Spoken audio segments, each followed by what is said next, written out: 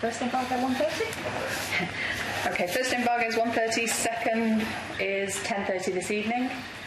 Who would like to start? James? Nice to see you. Hi, Ralf. There's so much talk about your Manchester United, whether it was numbers and tactics, but how important are character and courage in a game like tomorrow, but also the 8 games to come and the rest of the season? Yeah, for tomorrow it's definitely probably the most important part. Character, energy, commitment to winning that game in that atmosphere, which will be probably pretty similar to the one at Leeds, for example. And we're all aware of the importance of that game for both sides. Both for them it's highly important, and for us as well. So for me, game plan and tactics is one thing tomorrow, but the other thing, and probably the most important thing, is mentality, attitude, physicality, and this will probably decide. How surprised have you been, bearing in mind everyone in the room knows how talented these players are? How surprised have you been that they haven't reached perhaps the levels of consistency that you would want from them? Well, I was not surprised. I knew that from the start. So I think if you see the whole process over the last 4.5 months, I think we have developed the team in some areas. But as you said, it's all about being consistent and consistency. And this is what we have to start. We have to start tomorrow with the best possible performance. And for tomorrow, it's all about winning that game. In terms of personnel, I think Cristiano, Jesse and Luke were missing last weekend. Any of those back, or what's the situation?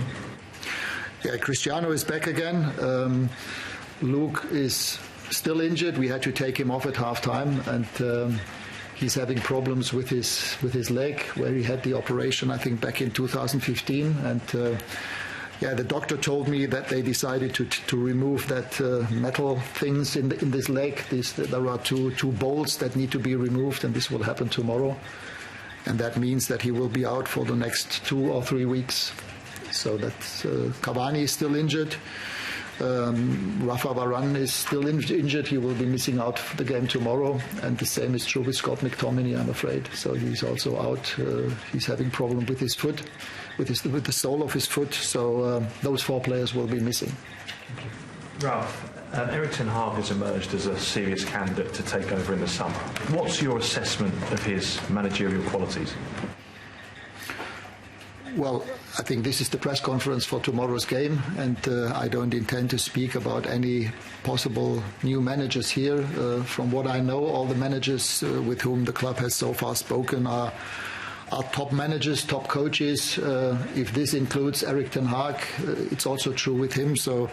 But that's all that I can say at this stage. For me, it's about preparing the team for tomorrow's game, and hopefully 3 points tomorrow. You've spoken before about your overarching role at the club. Have you been consulted at all during this process? Well, I know with which coaches they have spoken so far, and that's why I can say all the coaches they've spoken to so far are top coaches. But again, my focus is on tomorrow and the game tomorrow, and then the upcoming games after tomorrow's game. And your own future's been spoken about this week as well. Have you got plans yet? Do you know what your career looks like after this summer? Well, as you know, we have agreed upon a contract as an advisor, and we will speak about that in the next couple of weeks, I'm pretty sure, at the latest at the end of the season. But again, right now, my full focus is on tomorrow. Ralf, you've talked a lot about balance since you came in and trying to find that balance between the attacking side of the game and the defensive side. Why do you feel it's been so difficult to achieve? Well, it's got to do with the kind of players that we have available. And as you know, we have quite a few strikers missing in the last couple of weeks and months. And in a game like the game against Leicester, when on top of that we also have Ronaldo not available, then we only had 2 or 3 strikers in the squad. That's one reason, and the other reason is obviously the focus. In the first couple of weeks, we put our focus on being more stable defensively, conceding not that many goals, which we did. And then at one stage, we also found out that we need a plan in possession of the ball to create chances ourselves. Then we improved in that area. And then, as I said, a few players were missing out. And right now it's about getting both together, bringing both parts together. What are we going to do in possession of the ball and still being aggressive and compact against the ball? You face Everton tomorrow. Clearly you're now in a fight to try and qualify for the Champions League. They are in a fight to stay in the Premier League. Two big clubs that are probably not where they expected to be at the start of the season.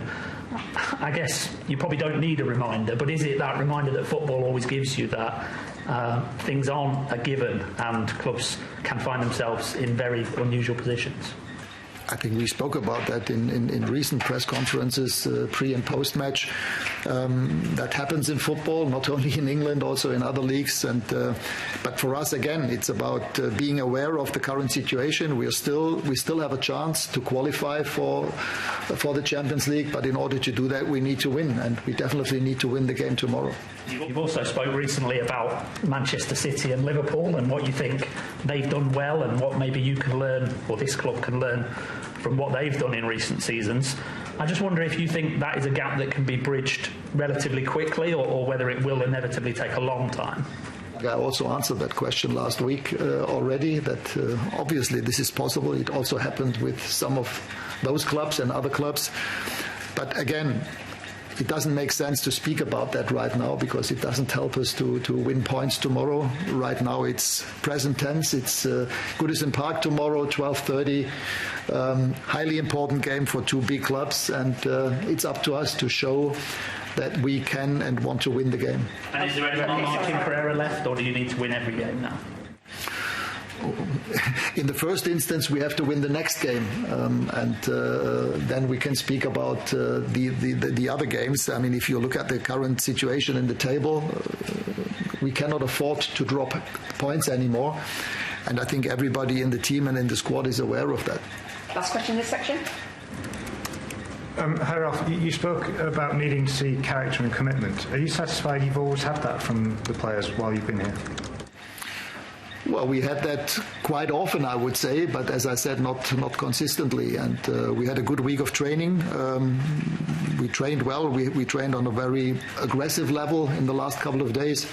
And now it's up to us to play as we trained in the last couple of days. And as I said, it's the question of who is more competitive tomorrow, who is more aggressive, who is winning the second balls.